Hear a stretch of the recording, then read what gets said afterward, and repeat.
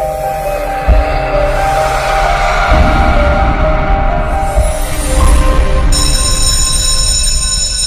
my dear students, welcome again to yet another learning session, and today we are going to deal with a Form 4 syllabus, topic number 2, that is listening for information, and we are going to deal with a second subtopic, that is giving instruction. Have you ever given someone an instruction? Have you ever told someone to do something?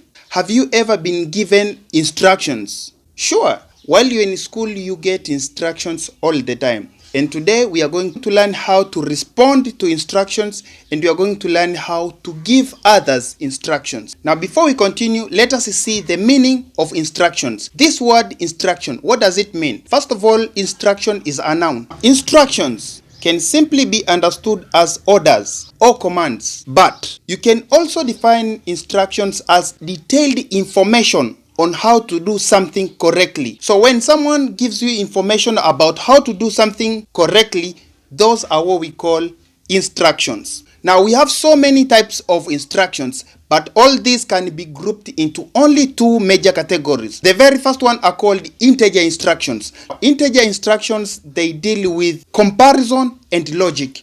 Any instructions that deal with comparison and logic, these ones are what we call integer instructions.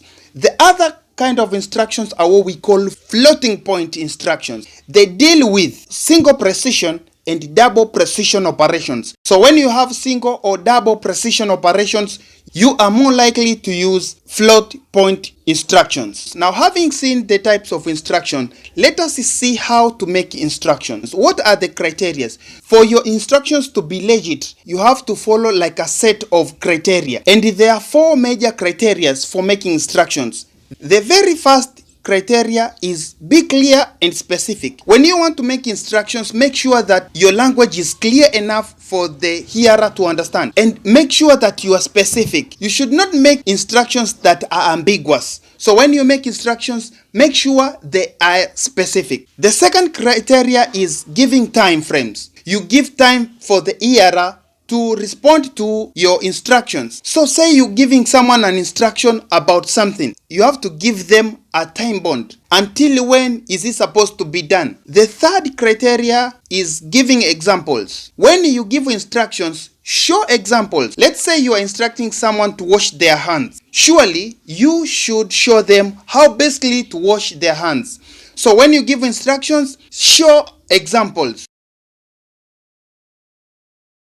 So those people you're giving instructions to get to understand what you really mean. And the fourth criteria is allowing questions from your hearers and giving clarification. Maybe you're instructing people on how to do certain things. Make sure that you get a response from them. Make sure that you get a feedback. Have they understood what your instructions are? And if they have not, make sure that you make clarifications on your instructions. Let us see the expressions that can be used to give instructions. You see, when you're giving instructions, you do not just give out those instructions. There are certain expressions that can be used to give instructions. Words like have to, should, required to, must, and supposed to.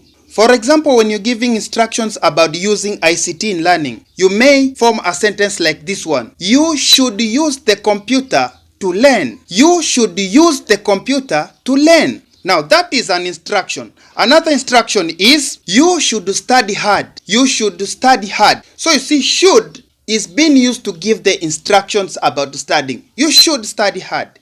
You must study hard. You are required to study hard. You have to study hard. Another example is helping parents.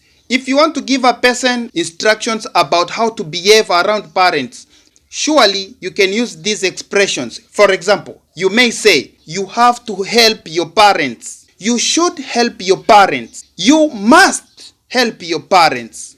You are required to help your parents. Can you see? Another example is when you want to give instructions on how to behave in a laboratory. You may give instructions to your fellow students using these expressions. For example, you may tell them, you should not eat while in the laboratory. Now that's an instruction. You are required not to eat while in the laboratory. You must not eat anything while in the laboratory. You see, all these instructions are given using these expressions. So, dear students, until this point, I am very sure that you are able to give instructions to your fellow students, your friends, and even other people, your fellows, your colleagues.